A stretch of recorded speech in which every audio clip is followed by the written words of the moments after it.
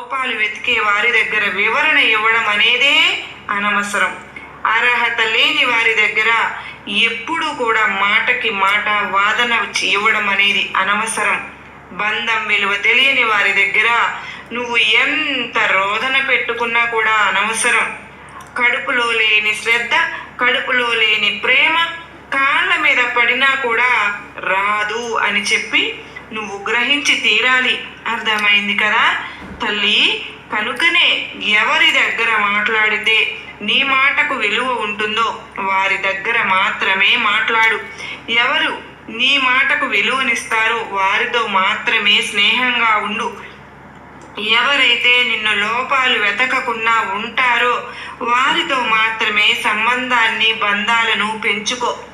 ఎవరైతే నీ మాటకు ఎక్కువగా గౌరవాన్ని ఇస్తారో వారికి దగ్గరగా ఉండు. బంధం విలువ తెలిసిన వారి దగ్గర మాత్రమే బంధాన్ని కాస్త పెంచుకో. అంతేకాని అనవసరంగా విలువ లేని వారి దగ్గరకు వెళ్ళి నువ్వు కూడా విలువని కోల్పోవద్దు.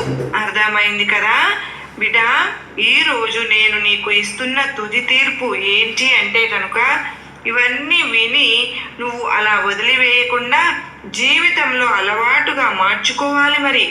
ఈ చెప్పారు గిట్టని వారు అంటే ఏదో చెప్పారు, ఎదుగుదలని మీ అన్యోన్యతని మీరు బాగుండటం చూసి గిట్టని వాళ్ళు మీ గురించి ఏదో చెప్పి విడగొట్టాలని చూస్తూ ఉన్నారు, మీ మధ్య చిచ్చు పెట్టాలని చూస్తూ ఉంటే అలాంటి వారి మాటలను చెవులకు అప్పగిస్తావా?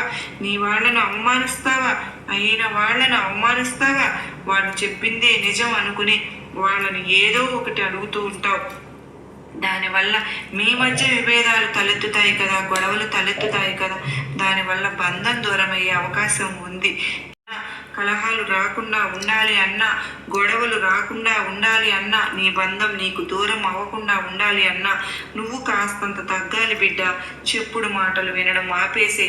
ఎవరైనా ఏదైనా చెప్పడానికి వస్తే నా వాళ్ళ గురించి నాకు తెలుసు, నువ్వేం చెప్తావు అని వాళ్ళకు ఎదుర్కొచ్చి వేసి పంపించే వాళ్ళని. అంతేకాని వారు చెప్తున్నారు కదా, వినసొంపుగా ఉన్నాయి కదా మాటలు అని చెవులకు అప్పగించావు నీ జీవితాన్ని పాడు చేసేస్తారు.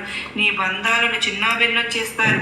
అది నీ జీవిత భాగస్వామి కావచ్చు, సోదరుల బంధం కావచ్చు, అన్నా తమ్ముళ్ళ బంధం కావచ్చు, నీ దగ్గర స్నేహితులు కావచ్చు, కలిసి వ్యాపారం చేసేవాళ్ళు కావచ్చు, ఒక చోట ఉద్యోగం చేసేవాళ్ళు కావచ్చు, ప్రేమికులైనా కావచ్చు, బంధువులైనా కావచ్చు. ఎవరైనా సరే ఇద్దరు వ్యక్తులు సంతోషంగా ఉంటే ఎదుటి వ్యక్తి, మూడవ వ్యక్తి కుళ్ళుబోతుతనంతో మీ మధ్య చిచ్చు పెట్టే అవకాశం ఉంటుంది. కనుక నువ్వు జాగ్రత్త పడాలి అని, నువ్వు జాగ్రత్తగా ఉంటావని, ఉండాలని